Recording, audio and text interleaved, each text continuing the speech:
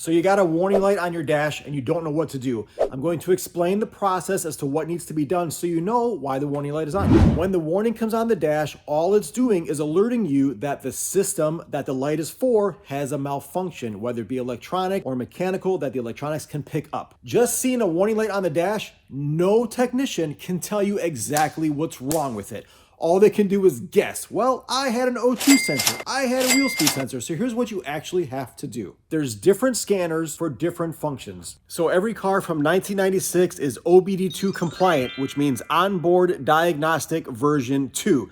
They all have a 16-pin connector that looks like this, and they all plug in within 1 foot of the steering wheel.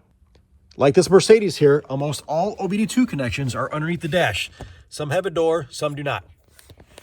But you'll find them within the area of the steering wheel, and most owners' manuals show you the location. This is a basic OBD2 code reader. It only tells you the code, that's it. But it only tells you the codes in the engine control unit that have to do with emissions, and it only works if the check engine light is actually on. So if the light came on and then it went off, this ain't gonna tell you jack. You have to have a better scanner that can read the stored fault codes. So now we get into an enhanced OBD2 reader. What this can do is it can read the codes that are current, meaning the light is on, or stored, the light came off, and it can read the live data in the engine module. That's all it's limited to, is just the engine control unit. Then we go to a 4 systems one. All this one can do is read the engine control module, the airbag system, the traction system, and the transmission control module if your car has a separate transmission control module. What you can do with these is it pretty much reads the important data from those 4 systems in order to get the car operational. Your car can have up to 80 control modules when this kind of scanner is only going to read the 4. Next, we're at a all systems dealer level scanner. What this does is it will read every single control module in your car. You have a control module for the doors, the seats, lights in the front of the car, the engine, the transmission, the airbag system, for the back of the car, for the lights. You've got a control module for the tire pressure sensors. There's a control module for every function in the car, but they're limited depending on the level that you get. This one here can only read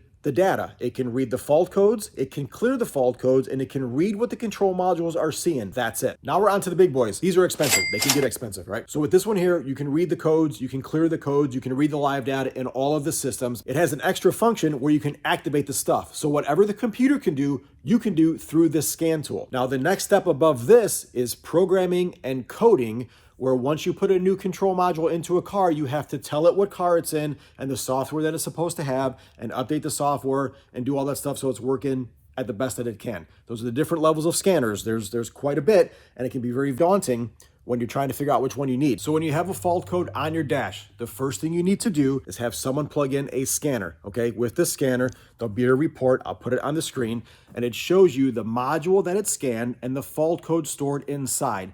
The code does not tell you what to replace. The code is an indication as to what system and what part or sensor or switch that we, the technician, need to test. So there's different steps in the diagnosis process, but the purpose of this video is to let you know that anytime the warning comes on the dash, you gotta have it scanned. That's the only way you're gonna know what's going on with that system. If you found this video helpful, hit subscribe, hit like. I'm gonna make more videos to explain the next process when you find the fault code and what should be done with it.